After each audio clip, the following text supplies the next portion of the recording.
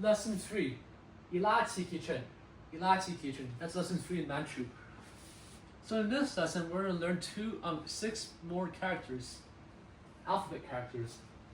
First one is na. So N-A, right? N. Oops, that's a bit ugly.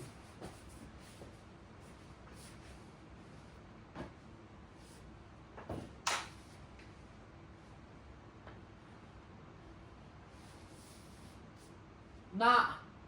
How you write na is, it's very similar to how you write ah. So you start at the middle of the third and fourth column, go down slightly to the right, cross the center column, and then you. So you write an ah first, right? Now as we know, this is ah because we've learned it in lesson 1. Now how do you differentiate na and ah? Well, to show the N sound, we add a dot. We add a dot here. Now the location of the dot is where this little tail points to. So this tail points downwards, downwards, right? So which means that the dot will be here. But you can also write the dot like here or here. It doesn't really matter, but because the location of the dot, as long as it's somewhere close to this place, it won't impact the outcome of the pronunciation of this character. Right? Na. Now I'm going to write na 2 more times if you are still confused. So you write ah first, and then we put a dot at where the little tail points to.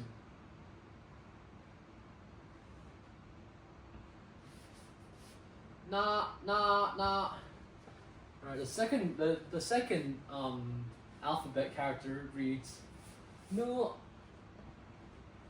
How do you write nu? Well, it's quite similar to how you write na.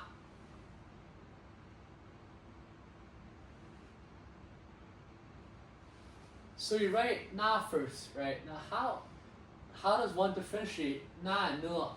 Well, you can place a dot here. Right? Place a dot here. Now this dot location is the middle area of the large tail. So as we can see, the large tail is this long, right? And the middle part is probably going to be this area, which is where the dot is placed. It doesn't have to be very precise of its placement and location, but if it's around this area, then it should be fine. So, in summary, nu is basically na, but you add one more dot at this area. So I'm gonna write it 2 more times.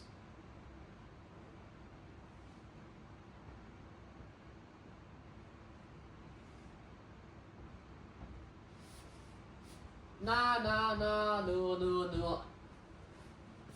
The third one is ni. Now I'm sure you've already observed a pattern that's from the first 2 characters.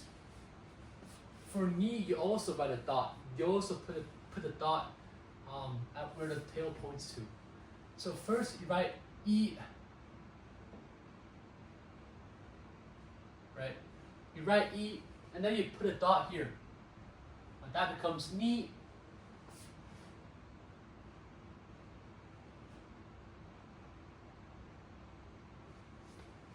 Ni.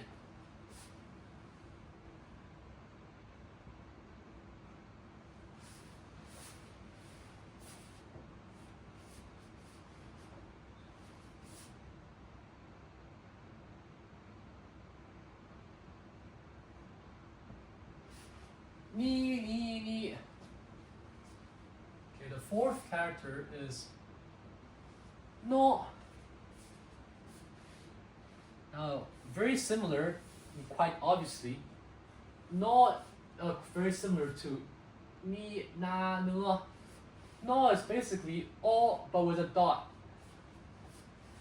So you write all first. right? As we all know, this is all, and then you place a dot at where the tail points to, and that becomes no. Now write it 2 more times.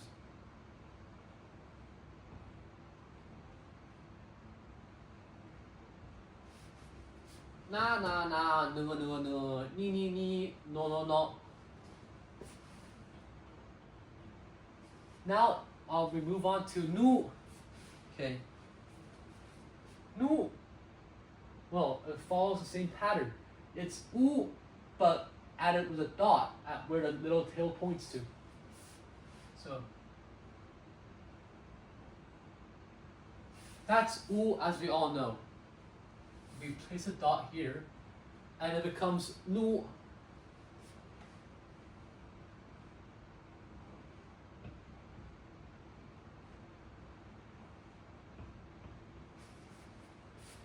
Nu, nu, nu.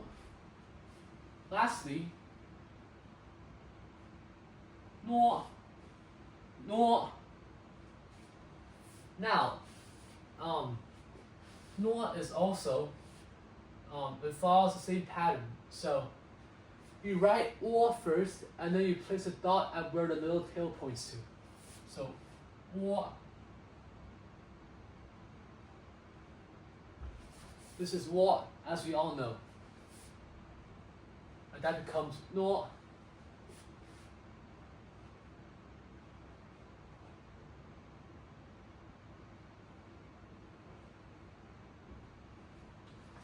No, no, no. All right.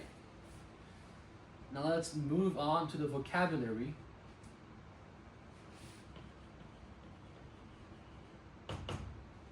Vocab. The first letter, the first word is na.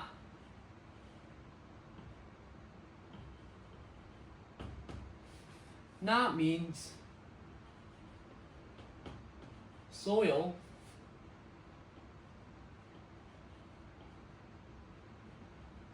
ground, or land. Nu. Is it? Yeah, it's nu. Nu.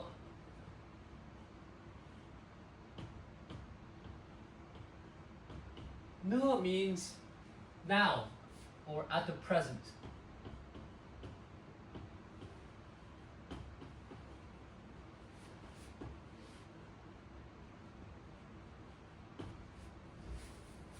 Now, at the present.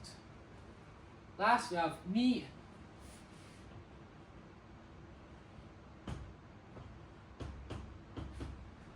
Now, ni doesn't have a clear meaning, but if it's translated to English, then it should be huh. For example, when someone tells you something and you're quite confused, you will say huh to tell them that you didn't quite understand what they are saying. So, ni means huh. Yeah. Alright. So recap of what we've learned. Na, nu, ni, no, nu, na, nu, ni, no, nu, na, nu, ni, no, nu, no. All right. Yeah, that's end of lesson lesson 3. I hope that you've enjoyed this lesson, and if you have any questions, feel free to let me know. Bye bye.